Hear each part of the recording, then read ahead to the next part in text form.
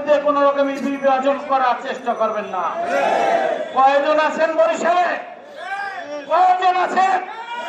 তার মায়ের ছেলের বুকে পাঠা আছে, আমি ঘোষণা দিয়ে গেলাম, সামনে আসো,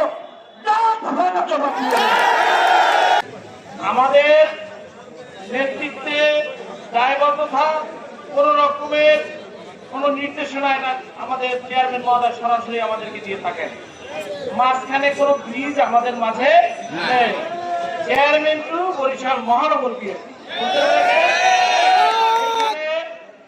আমি ফারুক ভাই আমাদের সাথে অন্যান্য নেতৃবৃন্দ আমরা ঢাকায় ছিলাম। ঢাকায় দফায় দফায় বৈঠক হয়েছে হাইকমান্ডের সাথে।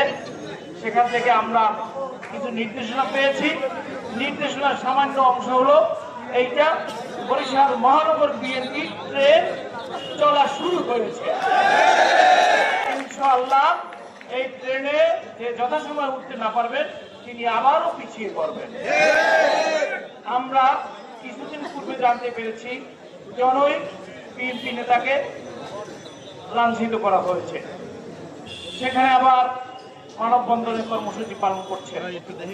দলের একটা শৃঙ্খলা আছে, দল একটা নির্দিষ্ট গঠনতান্ত্রিকভাবে একটা নিয়মতান্ত্রিকভাবে এটা পরিচালিত হয়ে থাকে।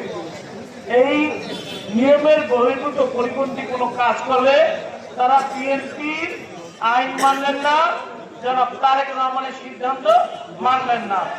আমরা এই দুটি কয়েক এর ভিতরে দেখা গেছে কেউ কেউ বিগত দিনে বিএনপিতে বিশৃঙ্খলা করার জন্য বহিষ্কার হয়েছে। আবার অনেক আওয়ামী লীগের লোক আছে, তাকে নাম দিয়ে প্রমাণ দিয়ে সাক্ষ্য দিয়ে দেখাইতে পারবো তিনি এখানে মানববন্ধন করেছেন, তার পাশে দাঁড়ানো।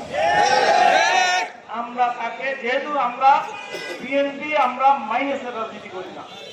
যদি কেউ ভুল করে থাকেন আমাদের দরজা খোলা, আব্বাস সাহেবের কাছে আসেন, তার সাথে আলাপ করেন। মহানগর বিএনপির আরো অন্যান্য নেতৃবৃন্দ আছেন, তাদের সাথে কথা বলেন।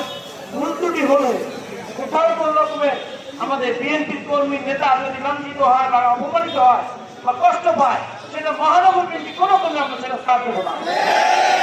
সম্মানিত নেতৃবৃন্দ, এরপরে আমরা জানলাম বরিশালে আমাদের দুইজন বিএনপি নেতার বাসায় হামলা হয়েছে। এইটার ব্যাপারে এই বক্তব্যে আমাদের বিভিন্ন রকমের বরিশালের স্বনামধন্য অনেক সাংবাদিকরা আমাদের সাথে যোগাযোগ করেছেন। তারা বলেছেন যে ভাই হামলা হয়েছে, আমরা ওখানে গিয়ে আশপাশের দোকান বাসা বাড়িতে জিজ্ঞাসা করে এটা কোনো প্রমাণ আমরা পাইনি কোনো হামলা হয়েছে কিনা। এরপরেও আমরা বলতে চাই এই হামলা এটা আমরা সমর্থন করি।